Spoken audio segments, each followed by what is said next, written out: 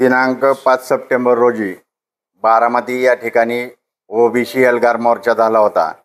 त्या मोर्चाच्या आयोजकाचा आणि माझा याचा अर्थ काही संबंध नव्हता. मात्र त्या जे गुन्हा दाखल झाला त्या गुन्ह्यामध्ये माझं नाव महाराष्ट्र राज्याचे उपमुख्यमंत्री अजित पवार यांच्या सांगण्यावरून त्या ठिकाणी समाविष्ट करण्यात आलेलं आहे.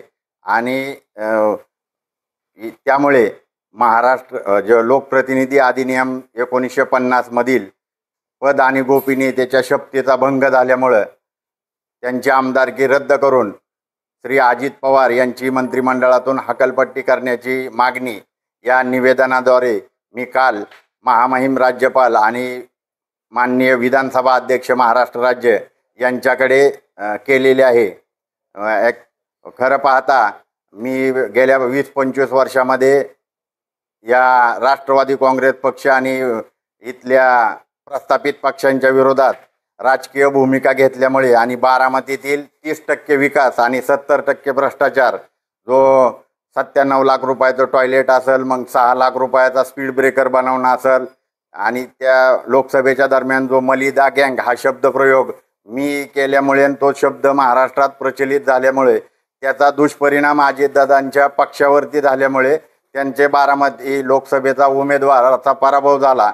या रागातून आणि आक्षापोटी त्यांनी माझं नाव त्या FIR मध्ये दाखल केलंय. माझ्यानंतर अजितदादा पवार यांच्या गटाच्या नेत्यांनी भाषण केलंय, परंतु त्यांना त्याच्यातून वगळण्यात आलेलं आहे आणि तोंड बघून पक्षपातीपणा करून माझं नाव त्याच्यामध्ये समाविष्ट केले. आणि असं करून अजित पवार यांनी पद आणि गोपनीयतेची जी शपथ लोकप्रतिनिधी अधिनियम 1950 अंतर्गत घेतली होती त्याचा भंग केलेला असल्या कारणाने या कारणामुळे त्यांचा आमदारकी रद्द करून त्यांची मंत्रिमंडळातून हकालपट्टी करण्यात यावी अशा प्रकारचे निवेदन मी महामहिम राज्यपाल आणि विधानसभा अध्यक्ष यांना कालच दिलेलं आहे. हो, दुजाभाव झालाय ना. माझ्यानंतर आणि माझ्या अगोदर राष्ट्रवादी काँग्रेस पक्ष अजित पवार गटाच्या नेत्यांची भाषणं त्या ठिकाणी झाल्यात. त्यांची नावं का नाही FIR मध्ये? माझं नाव कसं काय आलं बरं? माझ्या बोलण्याने किंवा मी तो मोर्चामुळे कुठलाही बारामतीत कायदा सुव्यवस्थेचा प्रश्न निर्माण झालेला नाही. कायदा तो मोर्चा जो आहे तो शांततेत पार पाडलेला आहे. त्याच्यामुळं काही कुठं अनुचित प्रकार घडला नव्हता. तरी असं असताना फक्त माझ्यावरच आकाशाने ही कारवाई केली आणि ह्याच्यातून सिद्ध होतंय माझ्याकडे त्या मोर्चा निघाल्यापासून ते त्याच्या भाषण संपेपर्यंत आणि सगळे जिकडच्या तिकडं जाईपर्यंतच्या सगळ्या व्हिडिओ फुटेज माझ्याकडे अवेलेबल आहेत आणि त्या मी ईमेलद्वारे महामहिम राज्यपालांना आणि विधानसभा अध्यक्षांना पाठवलेले आहेत. माझा आणि त्या आयोजकांचा याचा अर्थ कुठलाही संबंध नाही. मला मोर्चाला परवानगी नाकारली होती. मुस्लिम समाजाचा एक सण होता आणि गणेशोत्सवाचं विसर्जनाचे देखील त्या ठिकाणी हे होते, म्हणून परवानगी नाकारली असताना मोर्चा काढल्यामुळे गुन्हे दाखल केले असल्याचे पोलिसांनी सांगितले.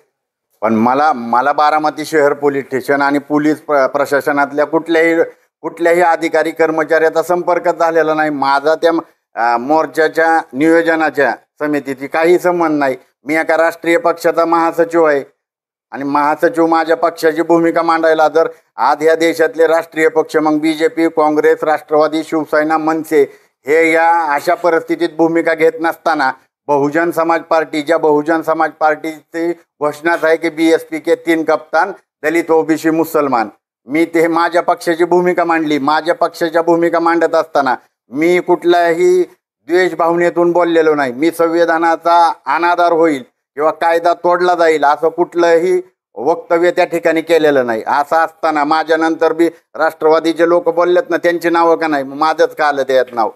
याच्यातून हे सिद्ध होत आहे की माझ्यावरती जी कारवाई केलेली आहे ती आकाशाने केलेली आहे. काहीच नाही, माझ्याशी कसलाही संपर्क नाही.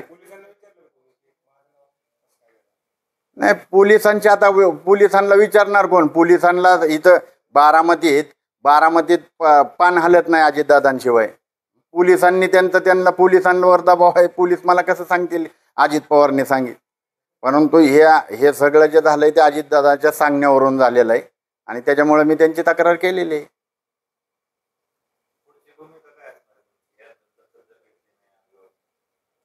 हायकोर्ट आहे, सुप्रीम कोर्ट आहे. आणि आमचा पक्ष राष्ट्रीय पक्ष आहे. राष्ट्रीय पक्षाला असं दुजाभाव करून पक्षपातीपणा करून तुम्ही गुन्हेगार बनवू शकत नाही. सुप्रीम कोर्टाने हे केसेस का दाखल करतात हा महत्त्वाचा मुद्दा आहे. हा केसेस ह्याच्यासाठी दाखल करतात, मी पाठीमागे अजितदादांच्या विरोधात आणि सुप्रिया सुळेंच्या विरोधात लोकसभा लढवली. मी एका हमालाचा मुलगा आहे.